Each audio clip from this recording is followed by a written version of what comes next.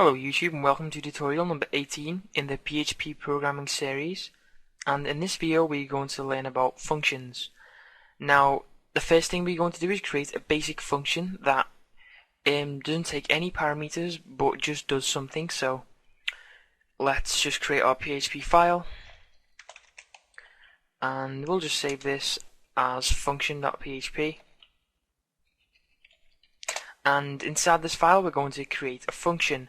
Now to create a function, the syntax is you type function, and after this we're going to type the name of the function. We need to give it a name, and this is going to be kind of like a welcome message, so I'm going to call this function welcome, and then after that we'll have two empty brackets and we'll talk about those later. Okay, so the code that you want to be executed when this function is called will be in curly brackets. So for this function welcome, all I'm going to do is echo out welcome to the website. So here when we type function, we're telling PHP that this is going to be a function, and then we give the function a name with two empty brackets, which will be discussed later. And when this function is called, the code inside of these brackets will be executed. So let's just call this function. We're going to echo welcome, save that, and then we'll go to function.php, and you'll see that the function has been carried out, welcome to the website.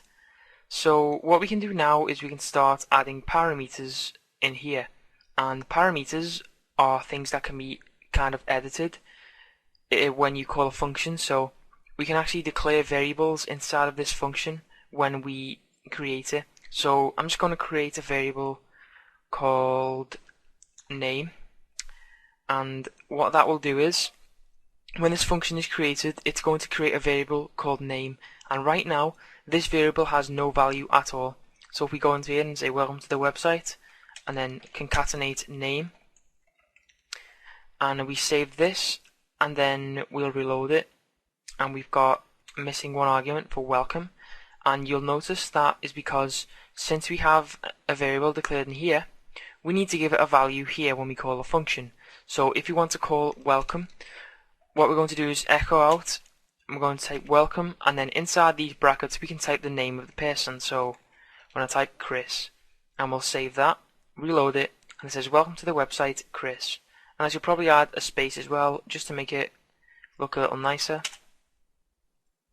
Reload that, welcome to the website Chris. So let's just go over this so we understand what's going on. So this function is this word is saying, okay, we're going to create a function and the name is welcome, and it has one parameter which is the variable name. And then when we call this function, what it's going to do is echo out welcome to the website and then go back to this parameter of name.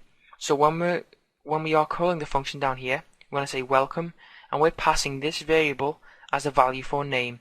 So what if we want to have more than one parameter? Well, all we do is add a comma, just like we do with arrays, and we're going to have a new one called age, and then we'll just add on to here welcome to the website name, our full stop, you are, and then we'll concatenate the variable age, years old. Spelled years wrong there. Okay, so now that we have another variable here, another value that we are passing through this function, let's just reload that, and you'll notice we are missing argument 2 for welcome. So if we go back to the file, all we do is put a comma, and then I'm going to say 18 as the value, save that, and then welcome to the website Chris, you are 18 years old. So what we can also do with this is maybe create a useful function, you know, a mathematical, like a calculator. So we're going to create a function here called add, and what we're going to do is make a variable num1, comma, num2, and what this will do is it is going to echo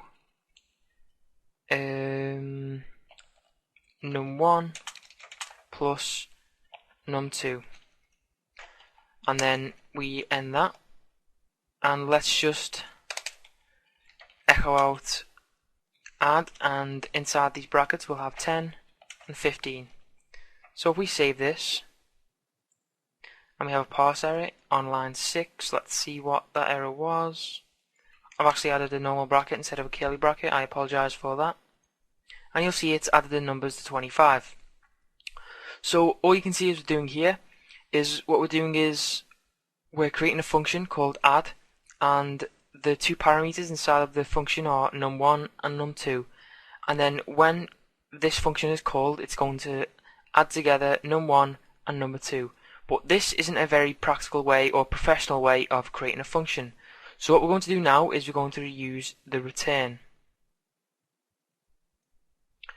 And what we're going to do is we'll just create a new function called subtract, and we'll just create the same variables num1 and num2, and then we'll have our curly brackets here, and we'll make our mathematical equation here. We're going to create a variable called total, and that is going to equal num1 plus num2, and then what we're going to do is simply return total. So now what we can do is go down here, and actually I'm going to change this to subtract, and I also need a semicolon there. So what we're going to do now is just simply take out echo subtract, and then num1, actually sorry, we need to give it a value. It's going to be 10 and 4. Okay, so we save this. It should echo out 6, and there we go. And also you don't have to, when you are calling a function, so if the function is just going to echo out num1 minus num2, you actually don't have to use echo to call a function. So you can just type out subtract and then just do 5 and 2 should output 3, because the function already contains echo. But it's kind of like a habit of mine to do that. I don't know why, but you know, it works both ways, but it's more professional just to call the function like this. So that is the tutorial on functions. So today we've learned that we can create a function using the function keyword, then we'll give the function a name, and inside of the two curly brackets we'll hold the code to be executed when the function is run. And to call a function, all we need to do is type out the name, or we can use the echo function, but you know, it's just probably more professional to just call the function using the name.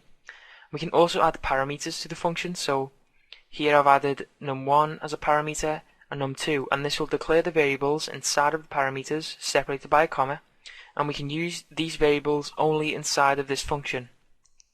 And then we set these parameters when we call a function just by typing the value in the corresponding place to the actual when the function is created. So if you have any questions about this, please leave a comment. Please like the video and subscribe to the channel. Thank you for watching, and enjoy the rest of the tutorials.